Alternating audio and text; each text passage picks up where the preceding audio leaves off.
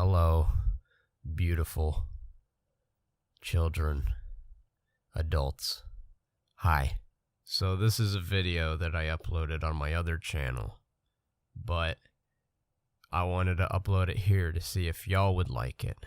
But I promise I'll have fresh new videos for you that you will love. I really hope. Yeah. Smile at me. Thanks. Okay. Don't give up. Don't give up. Don't give up. Dark Souls. I'm Max.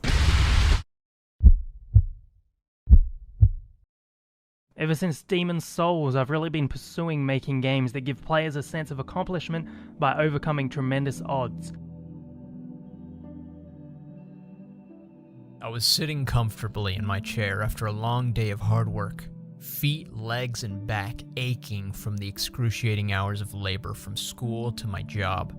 I just wanted to lay back, relax, snap open a sody pop with a fresh hot Papa John's pizza and play some good-ass video games. I had just bought Dark Souls from one of the Steam sales, got it installed, added all of the necessary mods and fixes, and pressed play. Alright, so you start up the fucking game and you're met with one of the loudest starting screens I have ever heard. I create my character. Believe it or not, I chose Deprived, which is the weakest class, because I read on an online forum that it was the perfect class to play for beginners, and I don't think they were trying to troll me. They were legitimately advising that it is the #1 class that will force you to learn the game. So that's what I did. And then... Okay, fuck off, you stupid ass bitch. Are you kidding me? That was bullshit. Oh my god. I spent the next 13 hours trying to play the game. I just couldn't take it anymore. I gave up. That's it. The end. I gave up. I can't play the game. So I uninstalled it and probably would have broken it if it was a physical copy. I just convinced myself that the fan base was completely autistic and didn't understand good game design, that they just like unnecessarily hard things. And then some days pass, and every once in a while I'll see Dark Souls in my library, staring at me, taunting me, threatening me, insulting me, and it would do that every time I opened up Steam. There was a growing pain inside of me that I gave up like a little bitch. I was tired of being pathetic. I was so sick of feeling like a loser. I needed something. I wanted more than this. And it seemed as if Dark Souls was the only thing standing in my way of feeling incomplete. So fuck it, I re-downloaded it, reinstalled it, added back the mods, and undid everything I did and went back in headstrong. I knew what was going to happen this time. I knew I was going to die a lot. I knew the souls I gather were going to be wasted and faded to nothing. I knew all of that, and yet I kept going.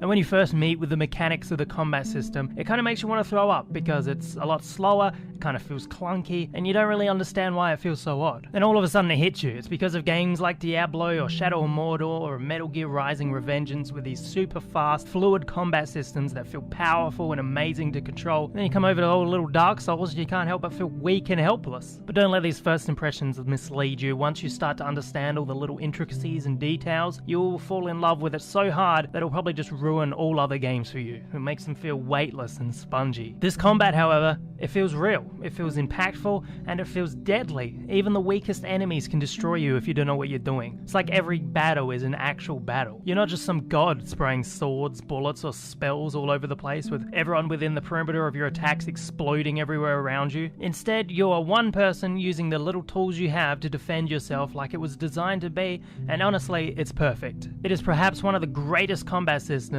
in any game that I've ever played, and it's not just a one-trick pony either. They mimic this system in Bloodborne. It's not the same one, it's a lot faster, fluid, has this high risk, high reward feeling, and honestly, it might be better than the Dark Souls system. And if I had to point out one bad thing about the combat system, honestly, it'd probably be the spells. They're either way too strong or they're completely useless. There's no in between. You can either one-hit things with some spells, or some spells just do nothing at all. The only reason I'd use a spell in this game is to buff your weapon or your own character.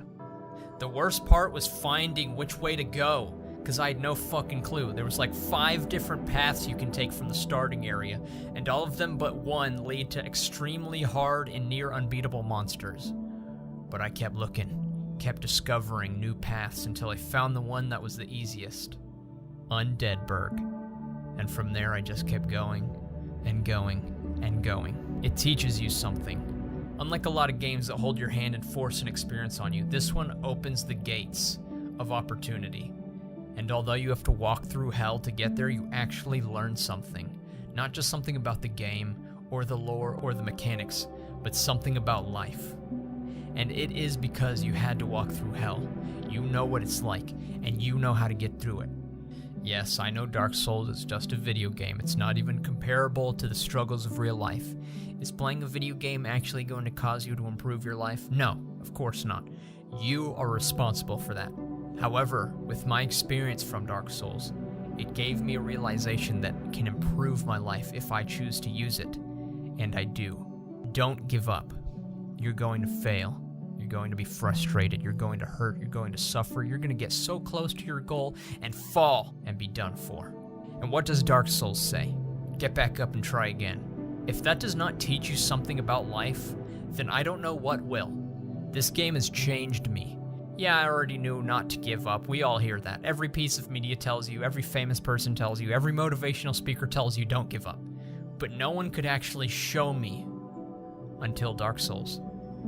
It gives you first-hand experience of facing tremendous odds, trying to overcome them 999 times, being declined 999 times, and then finally, the 1000th try.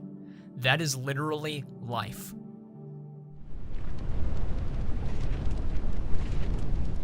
I cannot tell you anything about the lore or the story. The First Flame, the Big Arch Trees, the Dragons, Lord of the Rings, Linking the Fire, the War of the Fire, Age of Fire, the Bonfire, and the Transgender Princess or whatever. Yeah, man, I can't do that. You're gonna have to go read up on it or watch a YouTube video on that, because there's nothing I can tell you about the actual lore itself. However, there is something I can say about the narrative and how it connects to the themes of determination and not giving up. You're in a mysterious world with very deep, dark, complex stories surrounding you. And all you know how to do is live through it. You can go the whole game without reading anything or understanding anything about what you're doing. You can just play the game. Opinions on this are going to vary, so I apologize if I say something that seems really off, but I personally believe it says something about ourselves. You and I live on Earth. This huge world with so many backstories and histories that none of us will ever fully understand. Sure, we can read books and watch documentaries about the past, just like we can read blog posts and watch videos describing the lore of Dark Souls. But will we ever really understand it? There were so many visions and so many creators who have crafted it with their own interpretations of it, just as us who play it will have our own interpretations of it. And I think in that it could very well represent our life and the world we live in. There are so many perspectives on certain stories that take place in reality, and we're all trying to find meaning in it. That's what I got. I hope that doesn't stray too far from what anyone else believes it to be, and although it is a stretch, I do like to see it that way, and I hope you all see it in a way that you enjoy. Praise the motherfucking sun. You can create your character kind of the way you want to. There's a lot of limitations in terms of looks, but you can choose a class, a starting gift, a name, and then afterwards you can put your skill points into any of the given traits. There's a lot, and they will affect how you play the game. You can also apply this to weapons. You can fucking finish the game with 2 shields if you want. There's a few endings, which is good. Not much choice in terms of dialogue, you can say. In fact, none at all, I'm pretty sure. But at least your protagonist is silent. It's big and it's beautiful and the level design is spectacular. Almost everything in the world is interconnected and actually feels like this big living world. It's not necessarily open world, it is semi-linear, but I think it better suits this game by far. And you wouldn't believe how long it took me to realize there was multiplayer in this game. There's so much you will miss even after replaying it like 3 times. There's still new things, new locations, new weapons, and new enemies that I had no idea about and began to discover on my 4th playthrough. Ooh, Ah. Whoa.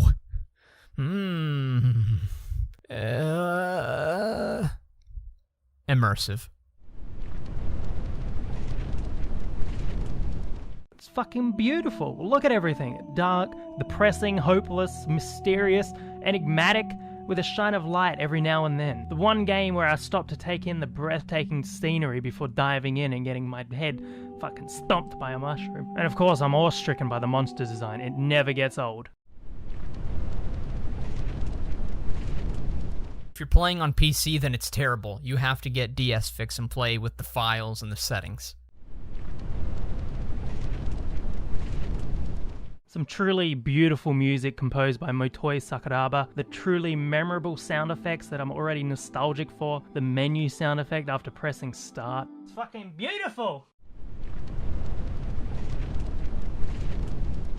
It was created by From Software, headed by Hidetaka. I need to see how to pronounce his name. Give me a sec. Hidetaka Miyazaki. It was created by From Software, headed by Hidetaka Miyazaki. Previously known for the work on Armored Core and Demon's Souls, Miyazaki and the whole team responsible for bringing this game to life are truly talented individuals, brimming with game-changing ideas to bring us something that will never let down. Their games aren't just products, they are works of gorgeous art and incredible entertainment that feels fresh from any competitor that could hope to make something just as astounding. I know it sounds like I'm sucking their dicks, and I kind of am, but believe it or not, I actually used to hate them. When I first played Dark Souls and even Armored Core, which my brother Joey mostly played, I was so put off and couldn't stand them for the first few hours.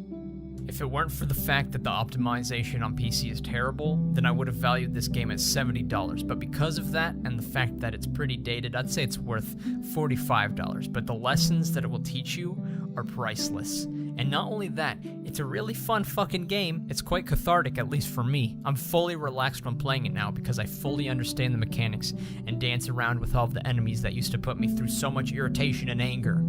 It is truly a fantastic game that I recommend everyone to play, and then pick it back up soon after you give up, so you can finish it. I hope you all enjoyed the video, and I hope you all enjoyed Dark Souls. Please dislike this video if you didn't like it, and please don't subscribe if you don't want to see more. I upload on it on Saturdays, so stay tuned if you want. And a gargantuan thanks to Indie Mouse and Psychrotic. Go subscribe to them. Go! Okay. This video would not exist without the support of the following gorgeous Patreon patrons. I fucking thank you.